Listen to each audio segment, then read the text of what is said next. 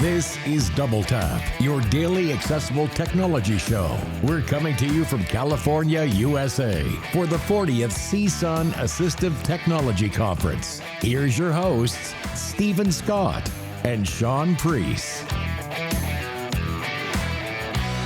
Hello. Welcome to another episode of Double Tap, and we are at CSUN, the Assistive Technology Conference for 2025, a major year for this conference as it celebrates its 40th anniversary. Who else can I have by my side? In person, not in a shed in Manchester, England, but actually in person beside me. Here he is. Okay, he's real. No, I don't like it. Shaun Preece, how are you? I'm okay, Stephen Scott. It is a bit surreal, isn't it? It's a bit, yeah. Could they have found a place in the Anaheim Marriott Hotel further away from the action than where we are right now? Well, they've buried us literally in the basement here. I could be in my shed. I mean, we're drinking in the ambience of CSUN here in a quiet little room in the basement, yes. But still, it's good to be here. It is great to be here. And listen, a huge thank you to everyone at CSUN for making us feel so special and welcoming and all of that stuff. It's been absolutely wonderful. I've got to say, though, there's one thing I'd love more than anything else right now. Coffee, keyboard, another Mac. What? Well, I've got a story about that, actually. Sleep.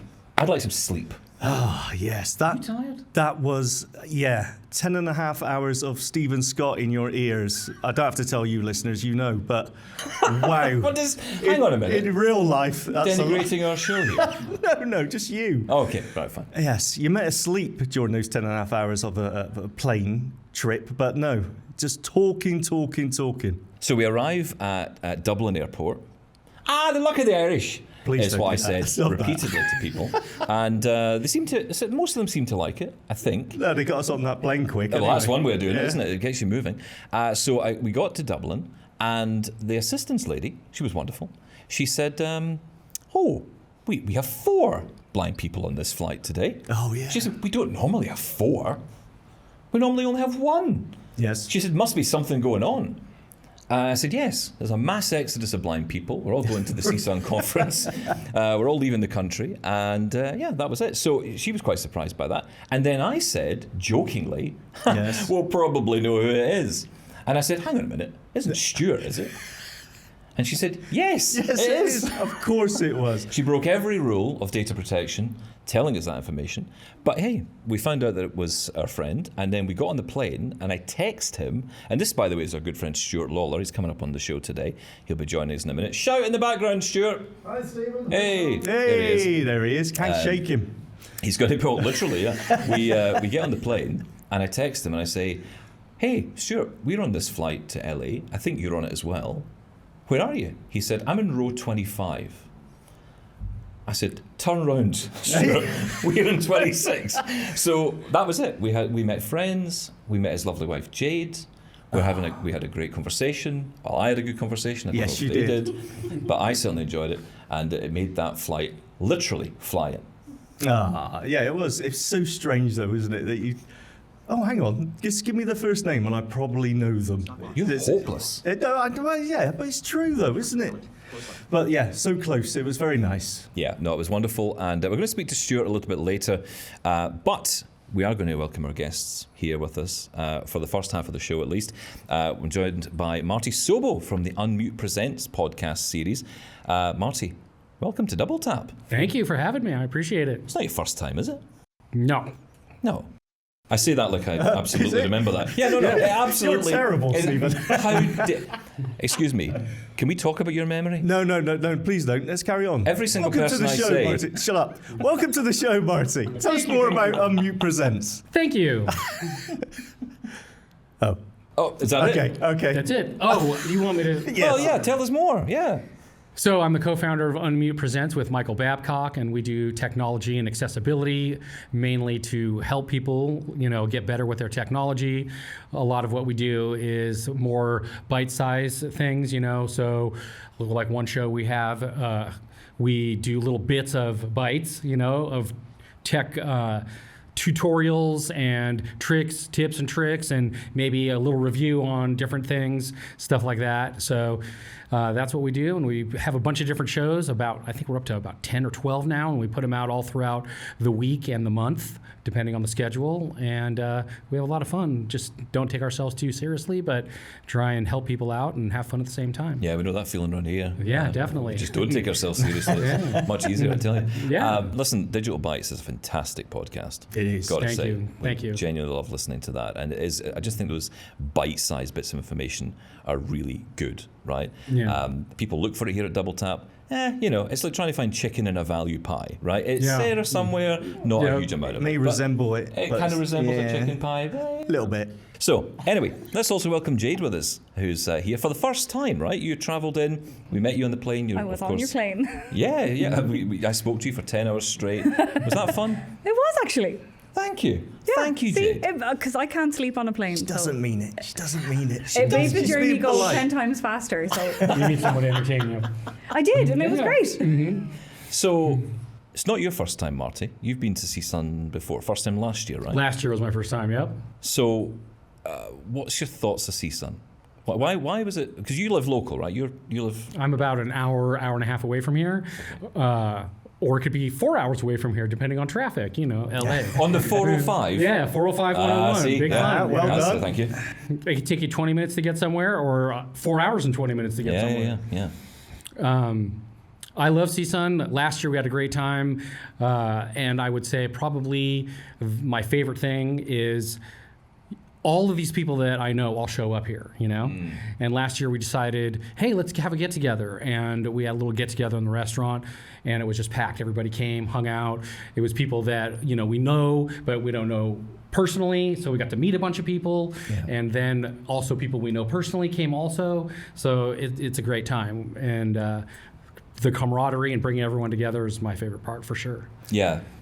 I'm kind of interested why you didn't come sooner, to be honest. I mean, you mentioned it's an hour away from you. You are pretty close by to this, and as we know, this has been going for years and years. So Why are you picking on him? I'm not picking on it. I'm just interested in why you didn't feel the need to come sooner. I think he's picking on you. I'm not Yeah. picking on you, honestly. We can all gang up on him after the show.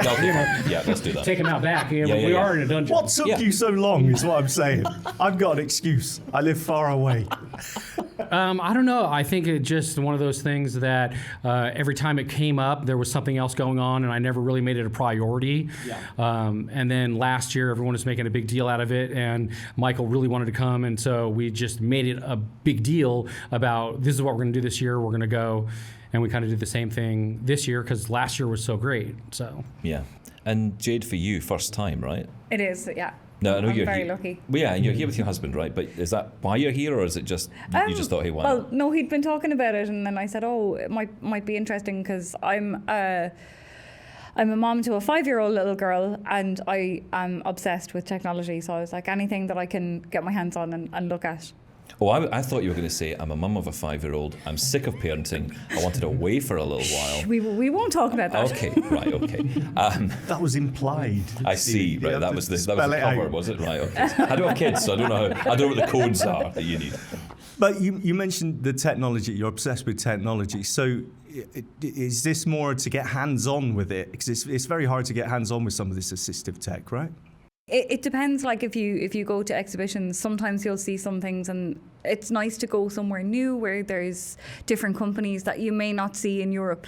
That would be new to the market. And that's the thing about CSUN, isn't it? Because I always say this on the show, and I know one day that Best Buy are going to start selling Braille displays just to annoy me, because I keep saying, well, you can't go to Best Buy and see a Braille display, so they'll start selling them. But you can't. That's the point, right? You can't just pop into a store. You can't see the latest tech trends. That's the problem. And Marty, even in the good old US of A here, it's not like you can just pop in. I mean, there probably are more resources locally, perhaps, maybe in certain areas in the US. maybe niche type places, but to be honest with you, I have never seen a Braille display in an actual retail store before. No. I don't. Best Buy didn't have them.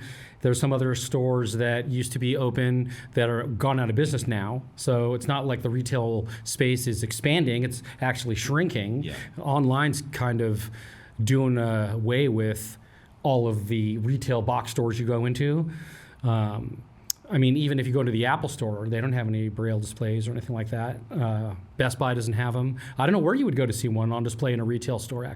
And the funny thing is, actually, Apple used to sell. I was going to say, did I dream that? I'm sure they had at one point, but only in their bigger stores, though, right? I think they had them in the odd store. I don't think they had them in a lot of them. And you're right, probably in the bigger stores. Yeah, flagships in bigger cities, you know, stuff like that. And that was quite cool, actually. I think we all thought, oh, this is, finally this assistive tech is getting cool. But then that all stopped. For some Then it reason. disappeared. Yeah. And we all cried. Yeah, we'll talk to Human Wear and we'll find out what happened. Okay. If they tell us. Let's make that happen. Yeah, that'll destroy that potential relationship. Okay. Jade, what are you looking for at CSUN? What are you, because you're obviously interested in tech, you're watching what's coming up in terms of trends. Anything you're looking out for? I suppose new mobility devices. Okay. Because they're kind of big on the market these days. Like there's more and more things coming out, more products. Go on, name some names. No. Oh. I'm naming nothing. Okay. Well, I'll name some. I mean, Glidance. Yeah. Yeah. They were huge last year. Yeah. Well, and I think Glidance probably will be again. So they've just won a huge award at South by Southwest. In fact, 3 categories they won, which is amazing for them. And what fascinates me about Glidance, they're great guys, right? But what always fascinates me is the buzz and the interest in a company that hasn't even got a product out on market yet. It'll be nice to see it. I will say what they do that's actually ingenious, and I'm surprised that they actually can do this. But aside from all these big shows that they're doing, CSUN and whatever else, they're also going all around the country to small places and introducing it into smaller markets and letting people come and ask questions and things like that. And they also have regular Zoom meetings that they invite people to. So they're doing a lot to get people from all walks of life to be able to see their product in every kind of market, which I've never really seen how they do it, any other company do that before. Yeah. So I give them huge props for doing that. Oh, absolutely. Awesome. You have to give them respect because it's a gamble, right? Because you're putting unfinished products out there and waiting for the feedback that's going to say, well, why doesn't it do this? And you've got the risk of people, saying, well, I'm not going to use that product because it's not doing A, B, or C.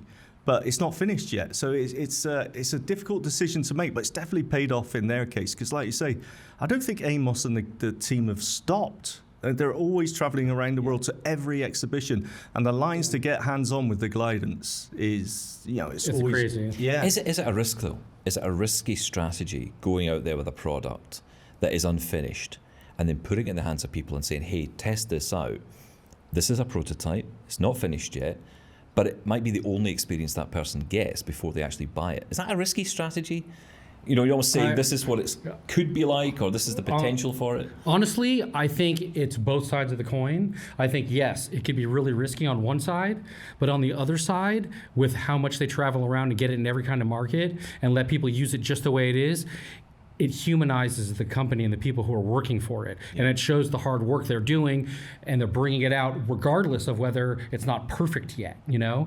And they're bringing everyone along with them to see, where they started, where they're going, and, letting everyone be a part of all of that. And you don't see any company do that ever, They know it's not perfect, and they know that the audience knows it's not perfect, but they're sharing what it can do, and they're getting it out there. And I think that as they grow, the audience gets to take that journey with them, which is something that you don't see hardly ever, So yeah. I think it does them, I think on the side of them, it does a good job, because as we all know, they're huge. Everyone's following them, regardless of what kind of thing worked or didn't work at the time you got to see it or not see it, Does it matter that there's a blind person leading the charge? Does it matter in 2025? I think it helps, for sure. Yeah, it definitely would. Yeah. Because it does feel sometimes like when a blind person says, "Hey, I've got a great product here, or I've invented this thing," there's a sense of, I trust that more because I know there's a blind person involved in the process. Yeah. And that's not to go against companies that don't have blind people in charge. Why do you sound nervous when you're saying that? I mean, it just makes total sense to me. I just don't want it to sound like I'm kind of, I don't know. The sighted people can't help us with assistive And of course they tech. can, right? Of course they can. No, of course they can. But if someone like when Amos There's comes a credibility around and factor. talks about, he's living it and he knows the issues that we all face, right? So there is I don't know. I think there is more confidence that they know the problems inside out. Well, they're catering to the blind community, right? So, how often do you have someone that comes up to you and says, "Oh, I'm sorry, I know how you feel," but they're not blind, right? That's impossible. They cannot. But when you have someone who's actually blind, that person's getting feedback from the blind community, and the product's being built, for the blind community by blind people, So I think there's way more respect in that space. You can respect that he's out there testing for what he would like, but also he understands what everybody else is going through. Now, listen, who likes joining a club? Depends what club it is. Yeah. I've got a cool club for you to join. This just broke today. This is a great story from Vispero, of course, the company behind JAWS and Zoom Text and many other products as well. So the Insert J Club. Get down with that, guys. That's clever. Insert J Club is coming soon. So this is a new thing that they've opened up, which is bringing people together to share ideas, share feedback on JAWS. I think they're trying to build community around feedback. And I think they're trying to open up a little bit more. I don't think JAWS or even Vispero as a company was ever not that way. But I think that they're trying to be more transparent, more open, more out there. And we saw that, of course, with the big awards ceremony, of course, last year, the big competition. Next big thing. The next big thing. Yeah. And, that's a fantastic thing because it brings the community in, shares ideas, and they're kind of wanting to expand that, I think, with this. What do you think of that, Marty? You up for joining the Insert J Club, getting down with the Sure, Freedom why not? Scientific? I'll go hang out with a bunch of blind people and play with JAWS. Exactly. And, why not? Surf the shark, Jade? Always good to learn new things, and only for when you come here, it's here you kind of find out, oh, this club exists. I didn't know about this. So it's nice that you can kind of then join and learn from other blind people. Are we all screen reader folks here? Yeah. What's your poison, Jade? Mainly the iPad. Okay. But I do use JAWS. Interesting. Okay. We found an iPad user. I know, that's an outlier. And I there. have used Fusion as well, so. Fusion so you're using JAWS and Zoom And Text? Zoom Text. I have in the past used it. I am now fully JAWS. Yeah. Fully JAWS, Insert J Club member there. What about you, Marty? For the most part, I'm voice over all Mac and iOS. The one thing I love about Mac is that it's so cute and cuddly and it's nice and it always works, unless of course when it doesn't. And we all know, that there are issues with Mac as well, and I'm the first to admit that. But Windows is better. Yeah, let's move on. Stop it. What's wrong with Windows? I know you love NVDA, so we've got to give NVDA a shout out as well. They're here, actually. The guys are here from NVDA as well at CSUN this year. Yeah. So I think all the screen reader. I mean, this move towards it moves on from the Glide conversation we just had. That recognition. That's a word. Recognition. Goodness, you are tired. I am tired. That's a new word. Of the community. I'm not even going to try and say it again. Of the community. No, please don't. Of the users, of the community. Like you said, Jade, the help that we give each other is really invaluable because we know the problems.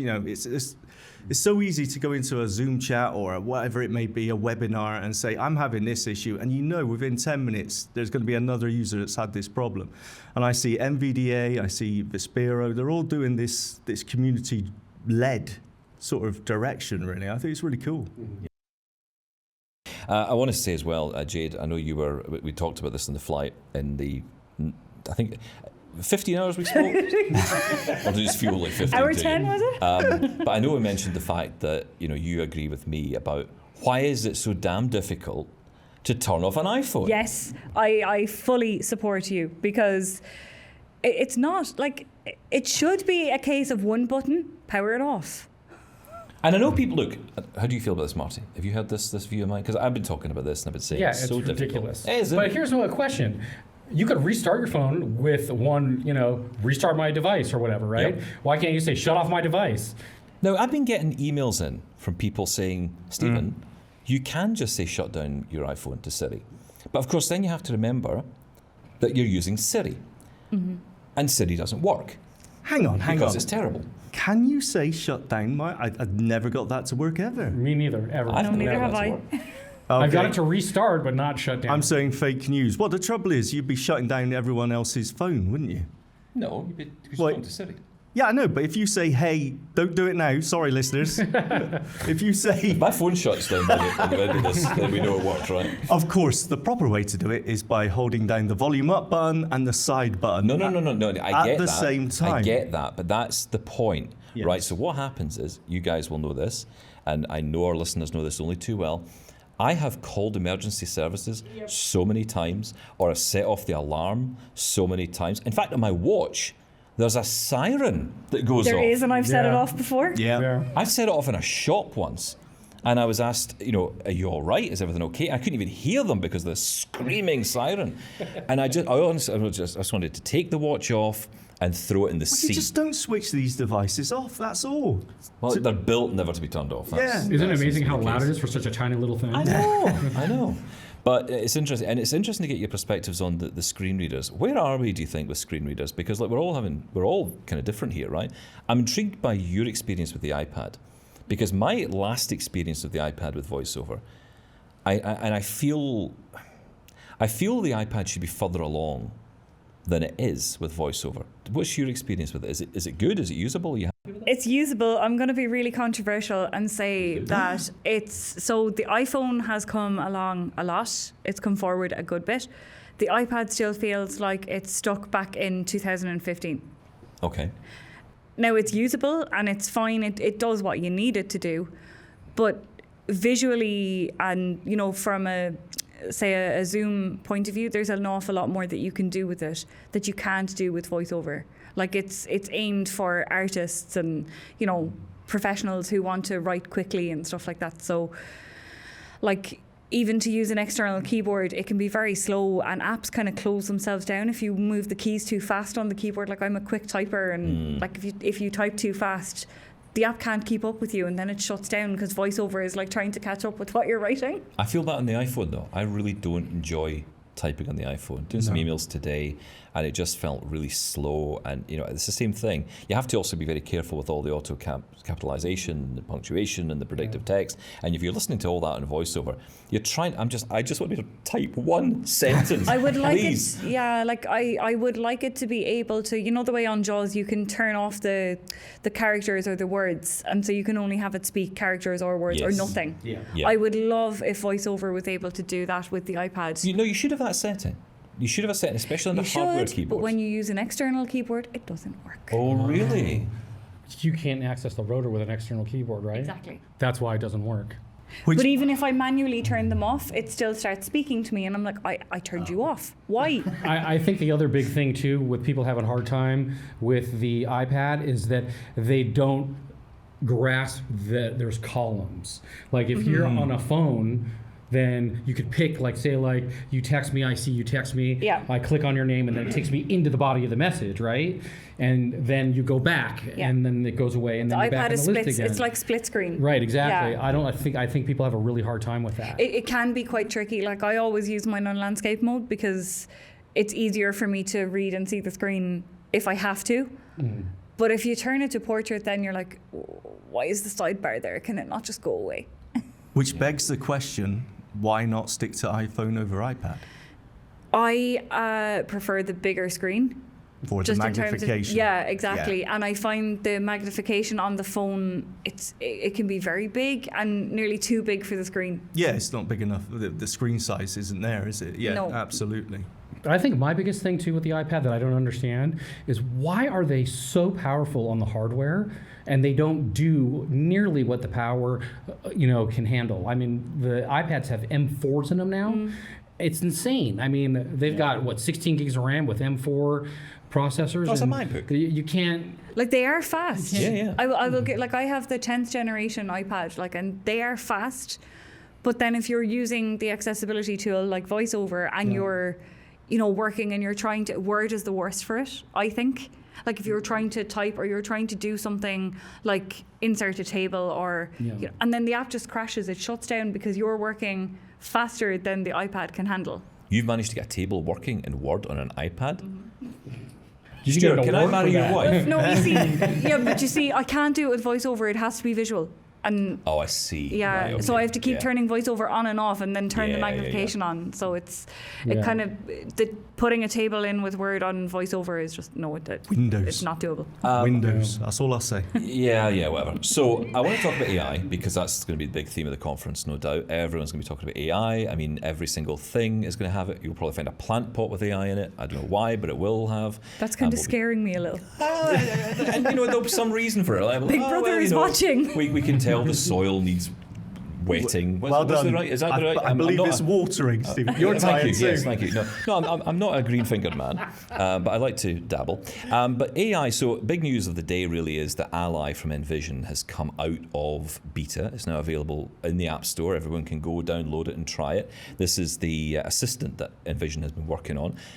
Karthik Kannan from Envision told us last year that it is going to be the replacement. This is going to be the replacement for what is the Envision app over time, because all the features will be subsumed into it. Yeah. The assistant can do all that.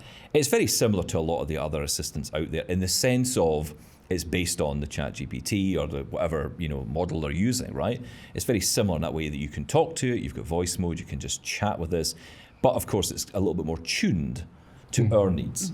Have you guys tried anything like this? Have you tried Ally? Yes. Yeah. Okay. Thoughts? Yeah, I like it, but it was kind of a bit creepy when, it was asking you to fill in personal information like your favourite pub or like, say, if you like to go for a pint or whatever. What, you're going to remember this? Did it know you were Irish? I cannot remember. I love the intake of air when I said that. Like, did you just ask? Yes. You leave us Irish alone. I'm Scottish. I can say that because we're the same people. But no, I tried the picture feature. You take a picture and you get it to describe, and that's very useful. Yeah. Did it understand your accent and stuff? Yes, it did. Oh, That's wow. good. So I have a thing. I'm from Cork in Ireland, and if any of the Double Tap listeners know Cork, we speak very fast and in a sing-song voice. So when I moved to Dublin, I learned to slow down my speech. Oh, wow. We actually had someone email it. We haven't played this message yet, but I was listening to it the other day. Ryan, if you're listening, hi to you, because you sent in this message and he was saying that he has quite a broad Glaswegian accent, so a broad Scottish accent. And he said what he does is he tries to do Queen's English in order to use Siri. So he all of a sudden starts speaking very polite and very posh to try and get Siri to work for him, because otherwise it can't understand a word of it. And it still can. And it so still doesn't can't, matter, or it doesn't yes. really work. No, I mean, it's better than it used to be. I remember when it first came out, and it could not understand many, many languages or many, many dialects, but it's getting better. So many comedy sketches from that, though. So it was worth it. How about you, Mario? Have you used Ally? I have not. What, at all? Not even the beta? Not at all? No interest? You avoided it, or you just not used it? Then I've just not used it. Okay. What are you using for this kind of thing for AI? Mostly I use ChatGPT and just stick with that. I've tried a couple of the other ones, but I just stick with ChatGPT. It's what I'm used to. And honestly, it gets expensive paying for them all if you want the full experience. Yes. It's hard to not try it without paying for it to get the full experience, to give it a real go and see if you like it or not, or if it works for your needs. And so since ChatGPT does what I need, I just stick with that, honestly. Guys, I hope you have a great time at CSUN. Your second time, Marty. Jade, your first. Maybe we'll hook up at the end of the week and see what you think. Yeah, for sure. And just make sure that you fill up those credit cards, because that's what it's all about at CSUN, Yeah, right? absolutely. Get spending. And all you have to do is buy one thing, because it's all assistive tech, right? Yeah, there you go. So you'll get rid of that money quite easily. Listen, if you want to get involved with Double Tap, here's how. Get in touch with Double Tap. Email feedback at doubletaponair.com Leave us a voicemail. at 1-877-803-4567. And now, You can send an audio or video message to us on WhatsApp. that number is 1-613-481-0144. Yes, you can get involved with the show all those ways, and Shaun will be on the case with WhatsApp and email, even while you're out here in California, right? You're not going to be outside in the sunshine. You're going to be in that laptop of yours. What have you Yes. brought with you, by the way? I've brought, Laptop-wise? of course, the beautiful Surface Pro 8. Stephen Scott. It's gorgeous. It's got all my WhatsApps on it, and I will be checking your WhatsApp messages, so please send them in. So you know I'm a Mac guy, right? I love my Mac. Yes. Couldn't decide whether to bring the Mac Oh, or the laptop. I was sitting there on Friday going, which one do I bring? I know you were, because you were saying it to me with 1,000 WhatsApp messages. I'm bringing the Mac. No, I'm not. I'm just going to bring the Mantis. No, I'm not. I'm going to bring the Windows one. I'm going to say something that may lead to my divorce. Oh. Right? From my wife. Just because. Oh, not from me. Not from you. No. All right. I don't think contractually we're allowed to get divorced, so I don't think we can do that. But my wife picking out shoes when we go away, deciding which ones to take. Yeah. It was the same response to me, which was I just took both. I took both laptops with me. I said, I can't decide, so I'll take both my favourite children to CSUN. And that is now why I've got 2 laptops, although just one in front of me now, which is my MacBook, which is lovely. I want to welcome in our guests who are with us for the second half of this episode. We've got from Sight and Sound Technology, Stuart Lawler is here, also to be found on airplanes. Not drinking beer. Is that right? Did I say that right? Well, yeah. Well, listen, great to be here. Great to have met you both on the flight. That was the funniest It was thing. so I was strange. sitting there in the plane, and I get this message, and I said to Jade, Stephen Scott has just sent me a message. He said, "Are you on a flight?" I said, "He must be on our flight." And then you were right behind us. Yeah. Madness. But we had a good 11 hours of you, Stephen. It was lovely. No one's ever said that before. I'm so glad we got that on record. And the weirdest thing was, I had downloaded some Double Tap, because I said to you yesterday, because you guys put out so much content, I can never keep up. So I said, I'll listen to a Double Tap. I didn't bother, because I had you live. You got it live. Yeah. You got Double Tap live. Yeah. We also have with us Sarah Arnold, who is here. Hi, Sarah. Hi, thank you for having me. First time at CSUN. First time at CSUN. And we've never met before. No, we Not that haven't. that matters. I mean, I don't know why I say it like that, like it's some kind of weird thing. But yes, we've never met before. You've made it weird. Yeah, no, I've made it. It now feels really awkward now, doesn't it? Move on. Welcome to Double Tap. This is exactly how we roll here. But I want to call you, if it's okay, the optometrist with low vision. Is that okay? That's right, yes. Because that's what you are. Yes. But also, I think it's kind of interesting. Something was interesting to me when Stuart was telling me about you and your career and what you do, that you are an optometrist with low vision. Whenever I tell people that, especially as I've been telling people today, they say, okay, how does that work? So that's my first question. How does that work? Well, listen, I was diagnosed with my eye condition when I was 13, and I think it really just talks about my personality type. I thought, well, okay, then I'll become an optometrist. And I did 30 years of clinical work, and now I don't work clinically anymore. I took a step away from that before I had to. So I was kind of in control of that. And I have 30 years of experience working with all sorts of different people from different backgrounds and different continents, and all with their own story. And when Sight and Sound got in touch with me, I thought, well, this is a way I can really link what I do with my sight loss. I've never really been about my sight loss, and I've been very, very fortunate with it. And it's catching up with me like it does with a lot of people. But I'm kind of turning the combination of my knowledge and this into a superpower, really. It's a really good way of really understanding and being able to communicate with people just what is going on with them, and to be able to understand and show members of their family, maybe their workforce, how to make life easier for them.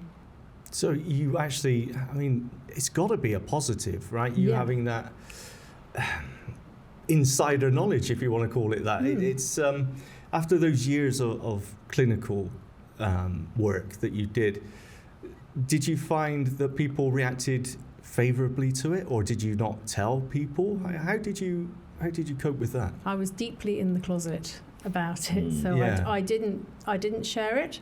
I didn't really feel I needed to. People know about it now, and kind of when you're in a professional clinical capacity, you're not there for you, you're there for them. So it's their story, not yours.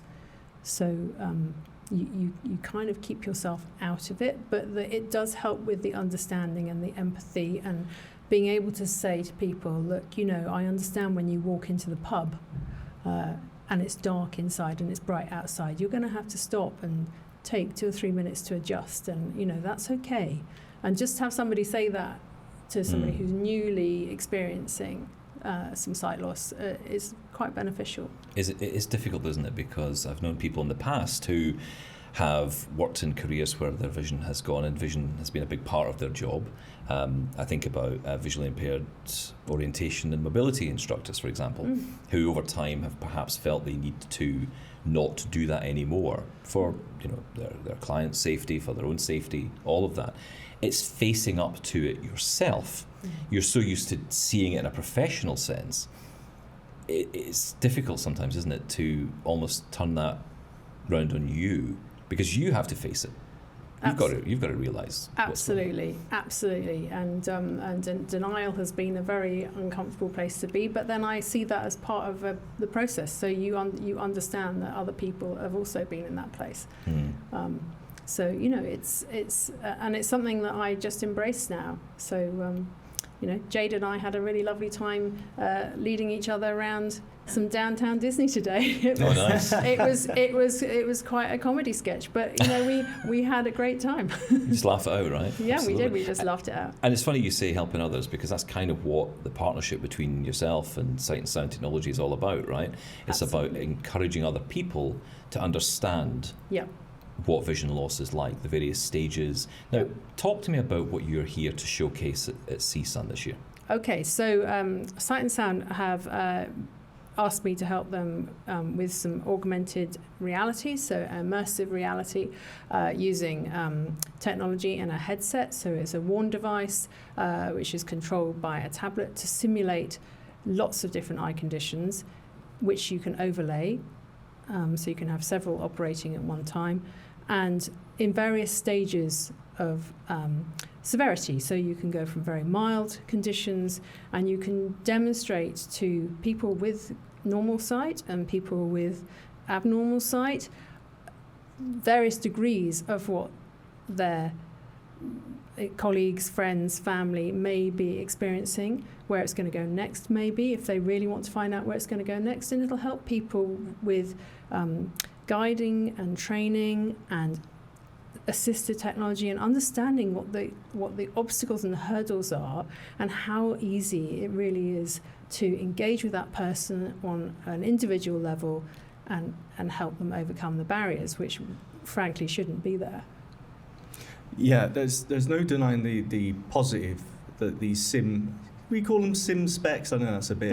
Well, they're not. There's augmented reality. They're not like a sim spec. You can vary them. Maybe explain for listeners who don't know what sim specs are, what that would be, and what the contrast is between them.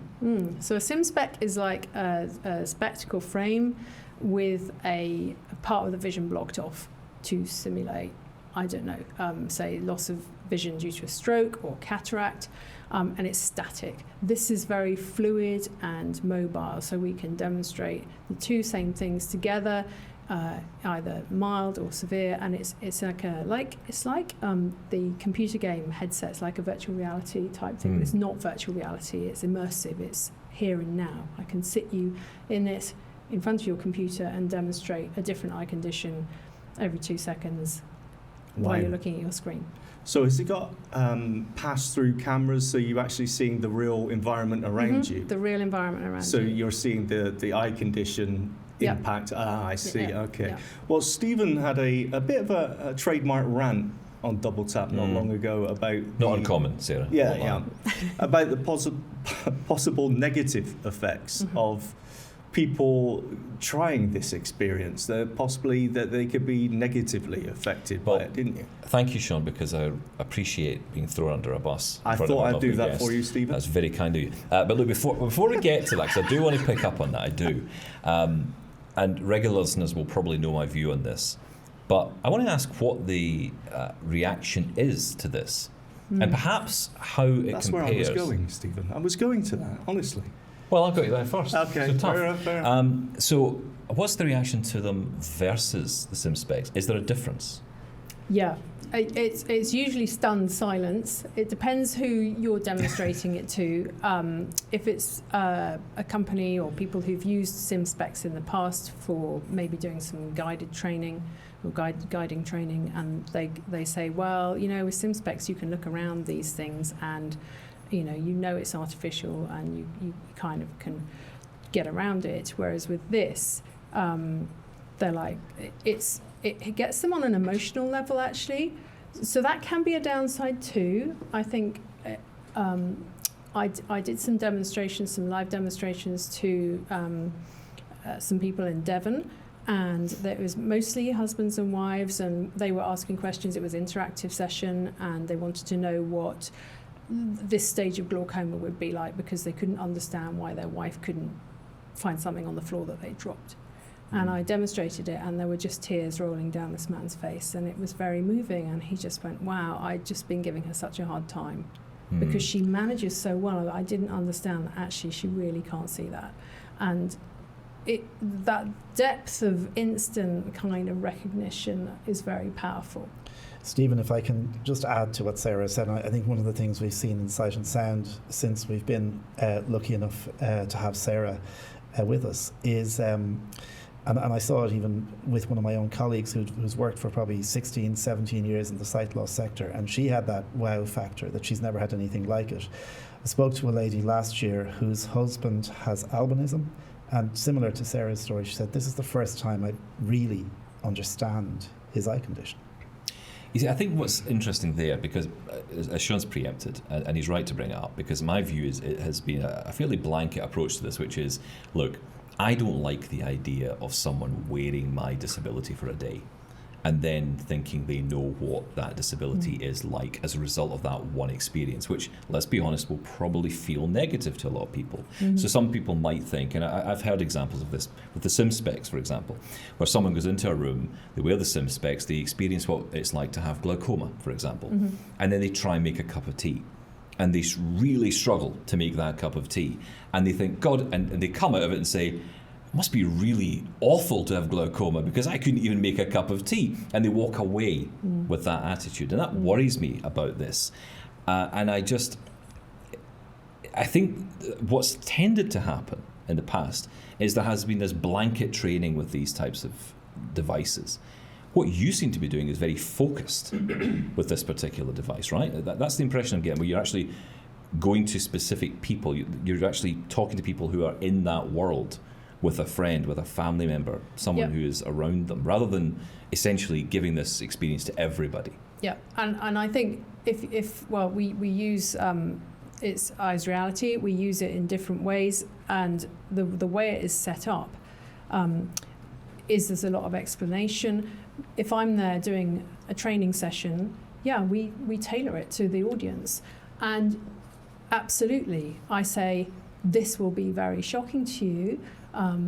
Don't forget that people adapt. This doesn't come on quickly often. Sometimes things do come on quickly, and that is the reality. That is the reality you are faced with the next day. And yes, that is the hill that person has to climb.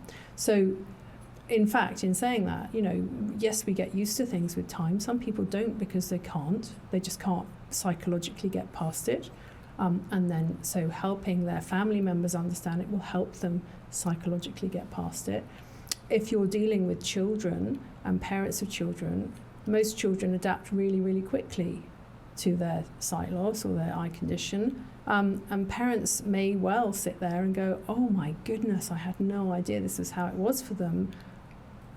Again, not realizing that they've had time to grow up with this, and it's not an overnight thing. So every single individual really needs to be taken into consideration, each one in isolation. So we're really careful about that approach. I think that's the point I was going to get to, was that it's not just about you can experience the eye condition, but it's what you do around that. It's how you make people or help people deal with that. And I think on the whole it's going to be useful. What sort of technology are you using for this? Sorry, I'm just getting a little bit nerdy here, but I'm just interested. It's pretty revolutionary, isn't it? Yeah, well, I don't really know much about the technology, but it's run off a smartphone, and there's some special lenses in some casing in the headset. And then it's driven by a tablet, which is Bluetooth connected to the device, and then you have somebody who's controlling what happens next. And it happens as part of a discussion, so it doesn't happen as this is end stage glaucoma, this is diabetic retinopathy. It happens as part of a conversation. Okay. I mean, it sounds incredible. I mean, it really does. Well, come and see it.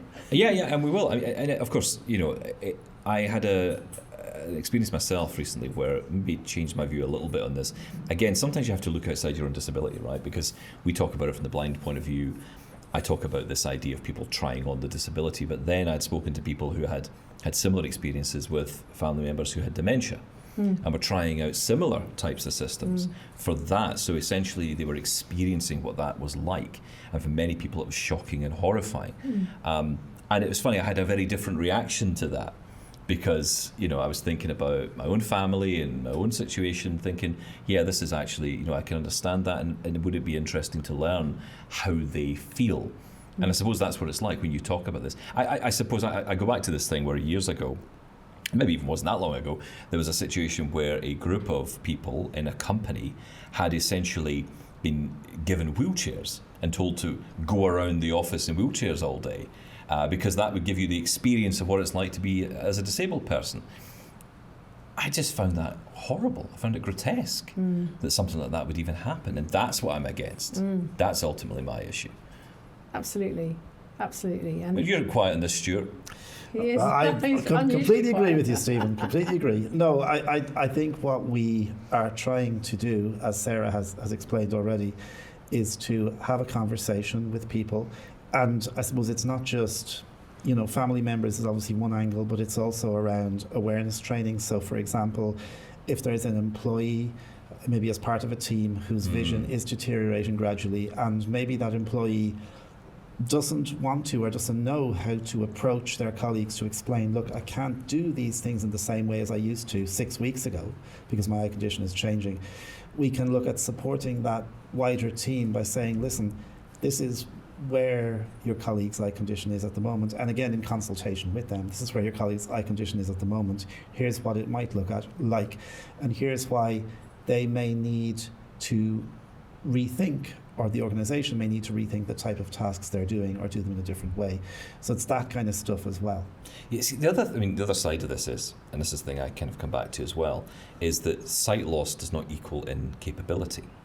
Right, so someone could put on a blindfold and say, oh, I can see nothing now at all. Now go and hail a bus, or go and buy shopping or make a cup of coffee, and they would have issues with that. But of course, blind people every day survive and manage to do that without any issue at all, right? Yeah, so it's not. We don't want to conflate the two things here. And I think when you're doing something like this, you're saying this is an eye condition in a snapshot of time. This is what it feels like. But of course, as you've mentioned, there's the learning, there's the rehabilitation, all the other things that people learn, and all the strategies that all of us have learned to kind of take on over time that are not seen in that snapshot of time. But this is just to give someone a sense of what that eye condition might look like for a person. I mentioned earlier about Glidance being led by a man who is blind, right?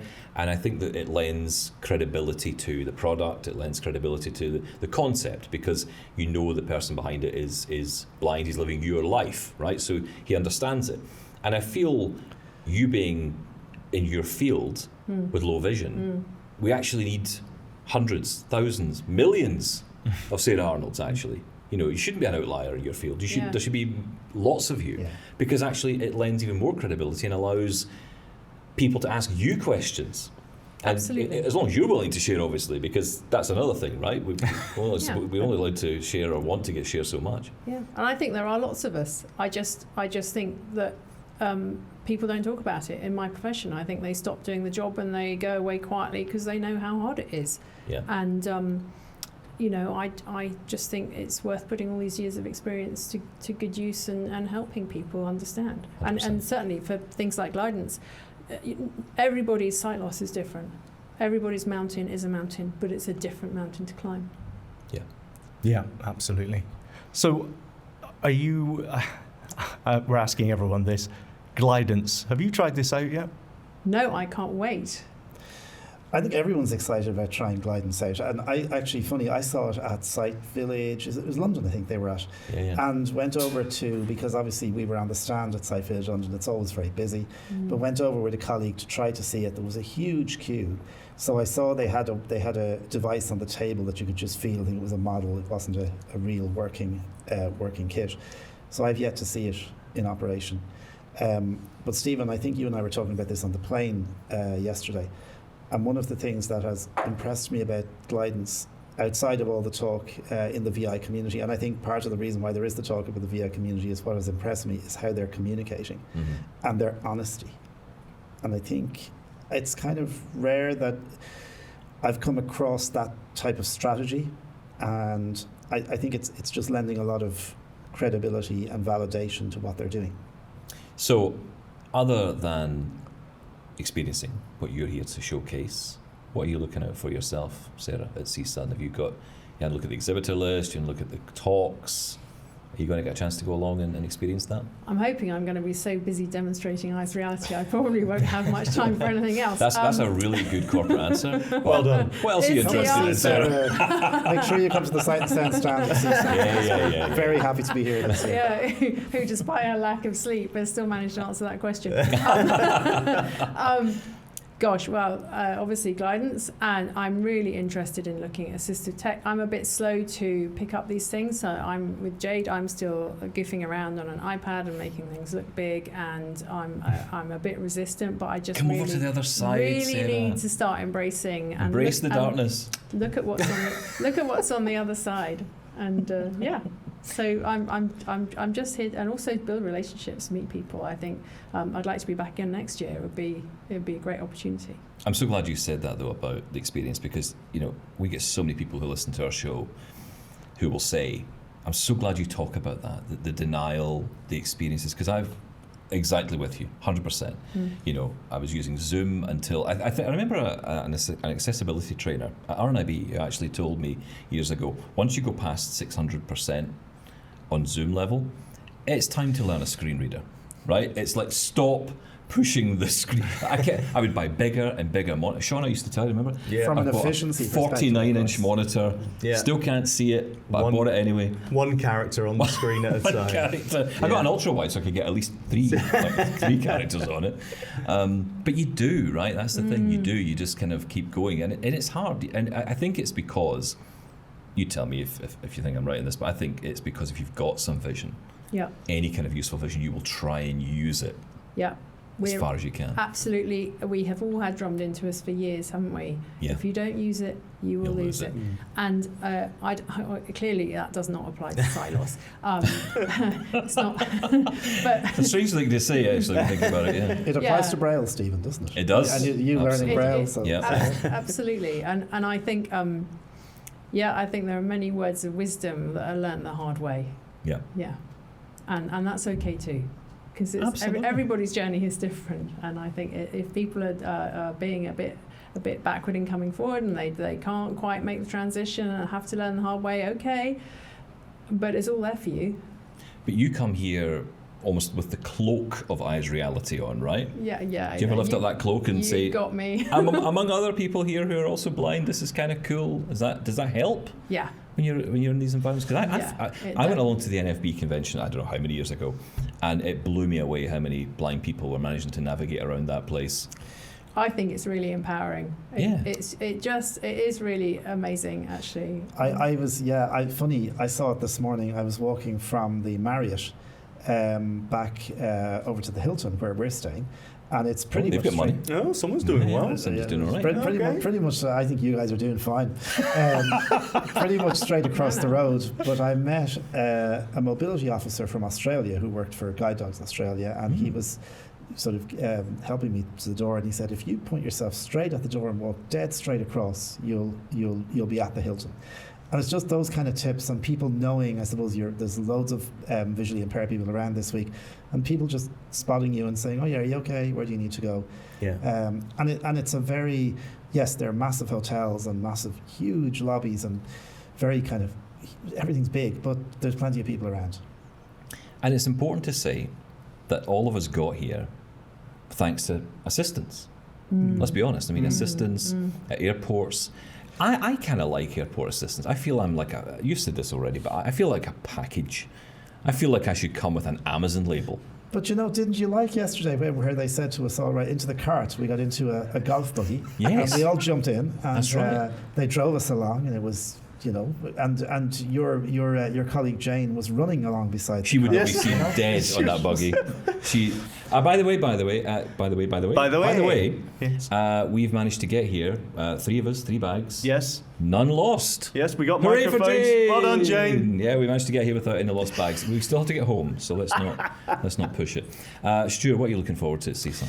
Well, I suppose I'm focused. I suppose I'm always focusing. I'm always looking at Braille, but I'm particularly focused on Braille this year with 200 years of Braille. So I'm interested to see some of the new. The new multi-line, but also just the new single-line Braille. There's going to be a couple of announcements this week, I think, that we will be watching around Braille. I won't say anything else at the moment. Okay. There's a company called New Haptics. I think everybody should go and have a look at them. I think you might have talked to them before, Stephen. I don't think we have, actually. What are they doing? So they're doing a 4-line refreshable Braille display, but the interesting thing about their about how they're doing it is that the Braille cells are powered by air. So it actually has a I've pump. heard of this. Pneumatic. So the pump is a bit like something that you have in a fish tank. Now, I don't know how portable this device is because they did have it here last You've year. got to take the fish tank with you as well. Take the fish out. Free aquarium? I'm kind of curious to see that. Obviously, I'm interested to see Glidance. We mentioned them already, and I'm kind of curious to look at, because there's lots of people here with wearables and looking at solving mobility challenges. We met a company today from Japan who are technology in shoes. So they put We these tried little that today. Yes. Yeah, right, we interesting. did. That was cool. It's a very interesting concept. I'm not sure I think the vibrations need a bit more customization, but it certainly is an interesting concept. Yeah, so you wear these little sensors in your, or little vibration pads in your shoe, and then essentially it directs you, right? You use Google Maps and it can tell you to go forward, back, Yeah, left, right. my thing with it was, if you're walking, say, for maybe you have to go like for a mile straight, dead straight line, and you keep going straight, as you're going, the shoes will constantly vibrate to tell you you're going straight. I would like them to stop vibrating until I go wrong, and I don't think that's possible. God, you're such a complainer. I'm just sorry. Never happy. Listen, No, we're out of never. time, but Yeah. thank you so Well, much, on Sarah. that note. Sarah, Stuart, thank you so much for being with us. Thanks, this hour, Stephen. Thank you. And And Shaun. thanks also to Jade and Marty as well. Well, thank you to everyone for being here on the show today. And a huge thank you to BeMyEyes, Glidance, and of course our great friends at AMI-audio for supporting us on our trip here to CSUN. We'll catch you next time on Double Tap. Thank you, Shaun. Thank you. Bye-bye.